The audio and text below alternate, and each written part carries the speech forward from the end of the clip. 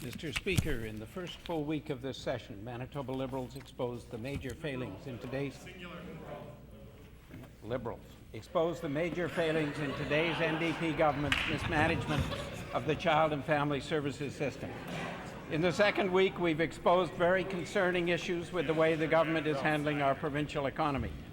Our employment numbers in Manitoba are still 9,000 less than employment was in June of 2013, before today's NDP government broke their promise and raised the PST.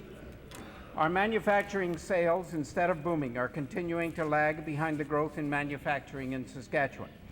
Our exports, and exports mean jobs, are growing far slower than those of Saskatchewan's. For example, our exports to India are now only 1/12 of those of Saskatchewan. Today's NDP have to date been remarkably ineffective in improving our competitive position in terms of manufacturing and exports.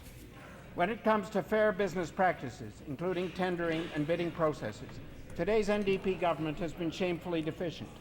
We saw this in the lack of a tendering process for the STARS contract and the lack of public bids when today's NDP privatized the property registry.